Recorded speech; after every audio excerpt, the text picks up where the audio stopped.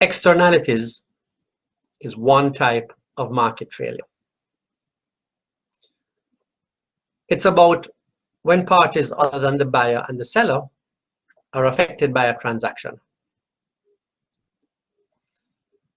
A market failure is defined as a situation in which a market left to itself does not produce the most efficient and welfare maximizing allocation of resources.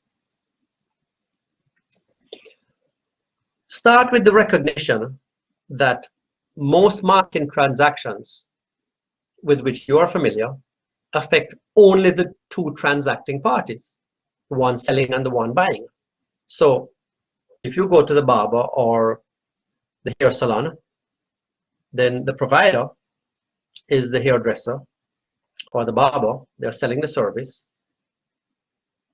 They get the money. You get the hair treatment, and nobody else is affected. Nobody else cares, either positively or negatively.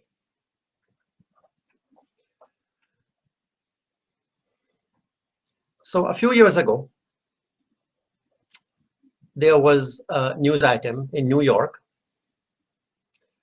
about beekeepers in Brooklyn, part of New York, that found that the honey that was being produced by their bees had a bright red color.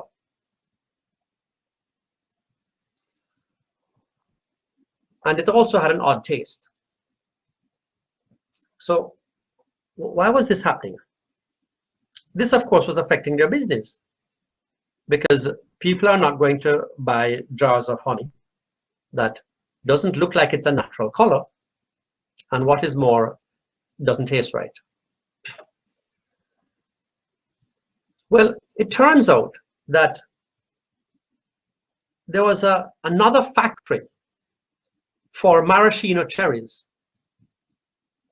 that was in the neighborhood, and that factory had vats of cherry juice that the bees had discovered and were feasting on. And so because they were eating maraschino cherry juice, nectar, then that was affecting both the color and the taste of the honey that the bees were producing. So here we have an example of the activity in one market, the market for maraschino cherries, affecting parties other than the buyer and the seller of maraschino cherries. The buyer is a restaurant. So restaurateurs were the demand for maraschino cherries. This factory was the supplier, but their activity was affecting beekeepers. This is an example of an externality, a cost or a benefit from one economic activity that affects third parties, that affects parties that are not one of the transactors in the original market. Externalities, as in the case of the market for cherries in Brooklyn, can be negative, a negative externality, or externalities can be positive. Here are some examples. The market for automobiles that use internal combustion engines. So the buyer buys the car, the seller is the automobile dealer, but the pollution produced by that transaction affects all of the citizens of the city.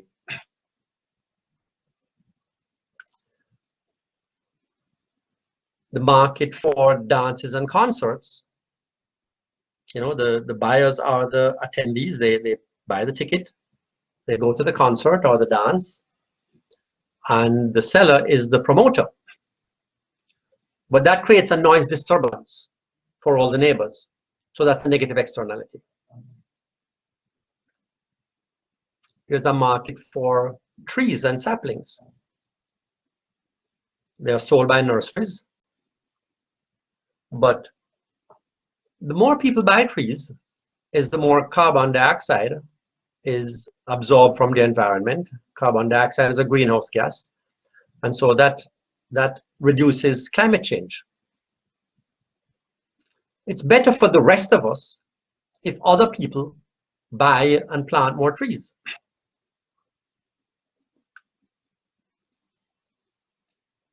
There's a market for masks during the pandemic. Mask wearing has benefits to people outside of the person who buys the mask and the person who sells the mask. The person who buys the mask is protecting themselves. The person who sells the mask is getting paid for it. But people who are neither the buyer nor the seller benefit because the mask reduces the transmission of the coronavirus. So it has a positive externality, just like tree planting.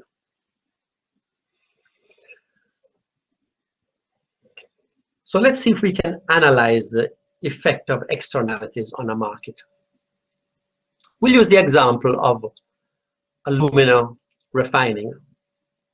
Alumina is the product you get from refining bauxite, and it's the product from which aluminum is made. But it turns out that alumina refining has the potential to create a fair amount of dust pollution.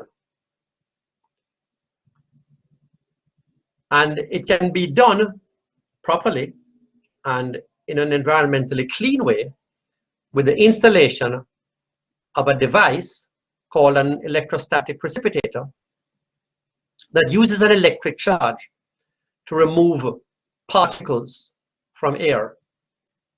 So if one of these devices is installed in, say, a smokestack or whatever part of the process would produce the dust particles, it can virtually eliminate dust pollution, and can do so in the case of alumina refining. So here is the demand and supply curve for a refinery that includes the installation of electrostatic precipitators. We'll explain why the supply curve is labeled social cost in a moment, but it's the supply curve for the industry. So the market is going to end up with an equilibrium price and quantity as indicated by where the demand and supply curves cross. Now suppose that there is a refinery in a location that decides to save itself the cost of the installation of precipitators. This business decides to cheat and refine alumina in a way that allows the dust exhaust to be released into the atmosphere. Well, they have lowered their costs. So the private cost supply curve is going to be below the social cost supply curve, which is the total cost supply curve, by the amount of the cost of installing and maintaining the precipitators. We call that cost the external cost.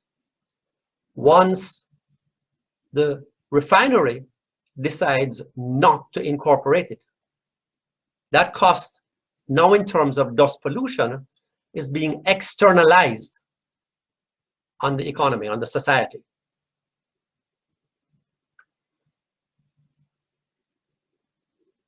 So we have the cost paid by the producer, the private cost.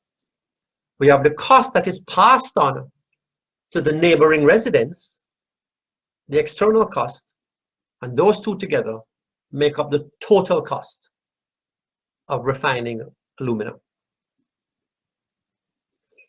In this case, we see that the market ends up producing a greater quantity of alumina than it would have before the firm took this decision to save itself some money. It can now produce more cheaply, and producing more cheaply increases the quantity demanded of alumina.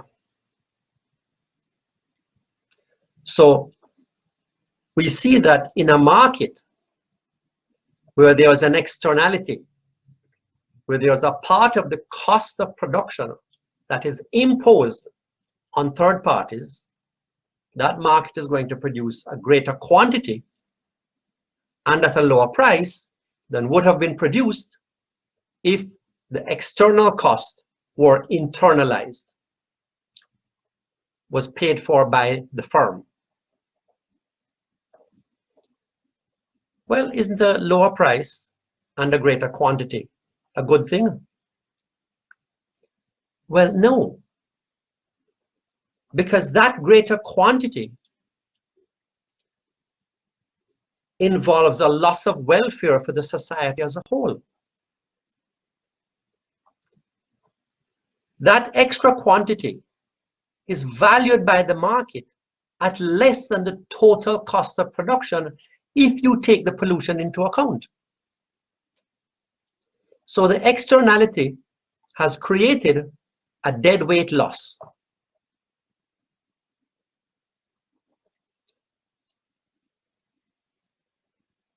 That marginal unit produced, the one at the equilibrium quantity, is valued by the market at a cost of A. But it actually costs B to produce. But the firm does not pay all of the costs up to B. Let's put some numbers to this to make it a bit clearer. The firm ends up charging $100 for the alumina that it sells, $100 per unit. And that includes normal profit. But the total cost of producing that quantity is actually $150 per unit if you take account of the cost of the dust pollution that people have to dust every single day instead of once a week, that it creates lung conditions that require medical treatment. But those external costs are not paid by the producer. The producer only pays the private cost. So therefore, the producer is able to make a profit at A, even though the society is incurring a loss by producing the quantity A.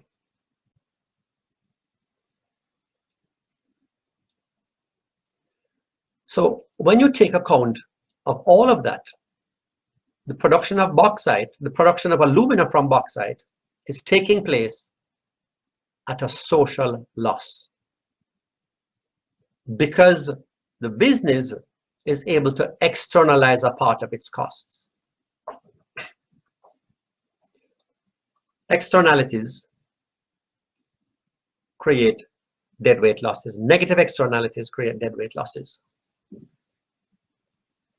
So commodities with negative externalities are produced in larger quantities than are socially optimal. So what happened with the producer of maraschino cherries? Well, he became aware of the problem, and on his own, he decided to do something about it. He made the decision that if he draped the bins, the syrup bins, in heavy fabric sheets soaked in vinegar, that would discourage the bees, because the bees don't like vinegar, from drinking from the vats. And he also considered building wooden and mesh lockers on wheels to be able to transport the bins to places on the plant where they would be less accessible by the bees. So what is happening here is both the fabric sheets and the wooden and mesh lockers means that the cherry producer is going to incur a cost. The business that had an externality, that had a negative externality, the producer is deciding to internalize those external costs.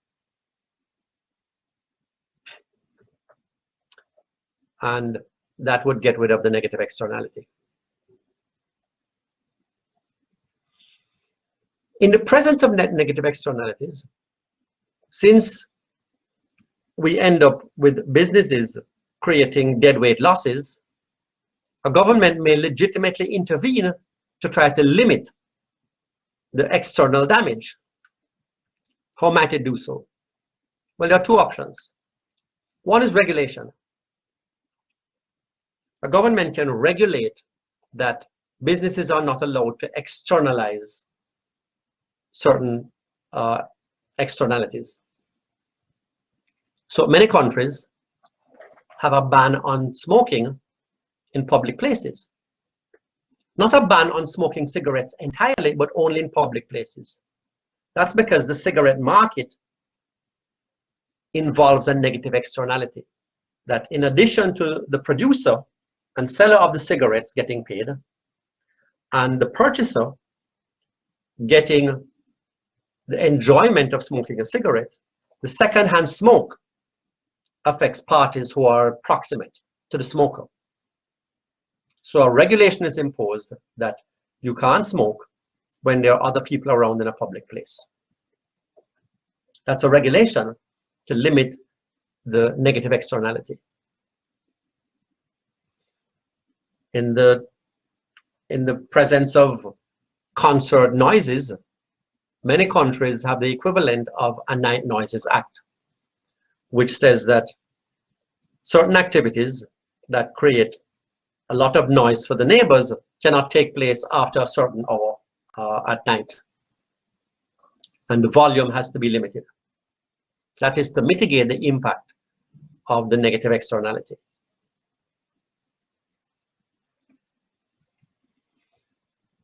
For the externality of auto pollution from internal combustion engines, many countries have emission standards. The United States has emission standards on automobiles so that it regulates and limits the amount of pollution that can come out of a car's exhaust. Another strategy for dealing with negative externalities that governments can use is taxation. Taxation is a way of replacing the external cost with the artificial cost of a tax to raise the cost of production to the firm.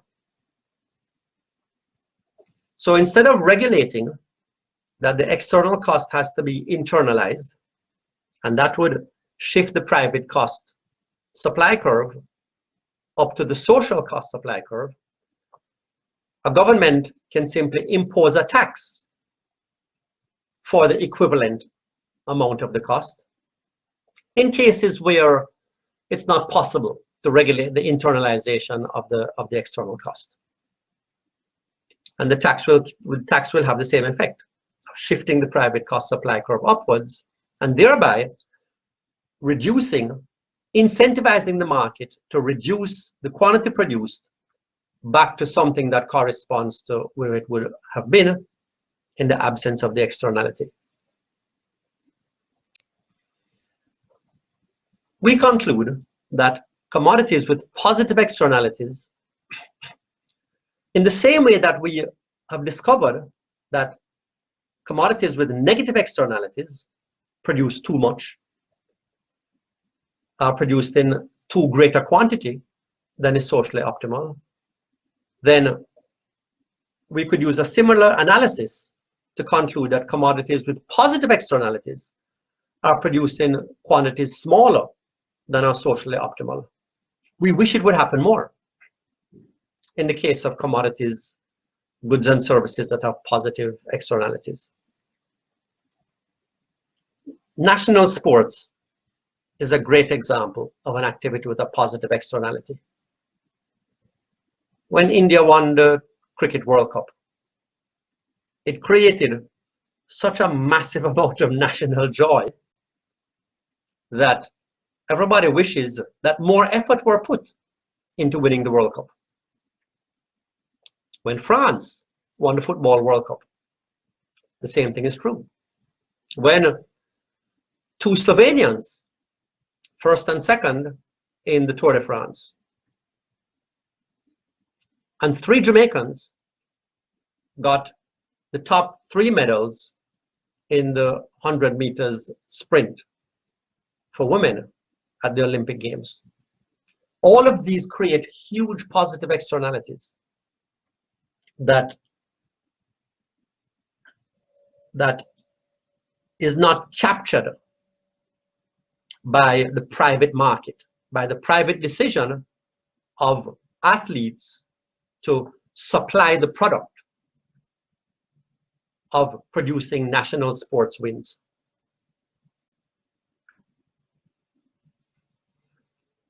So our big takeaway is that markets that are characterized by externalities, positive or negative, end up at suboptimal outcomes, not producing the optimal quantity at the optimal price.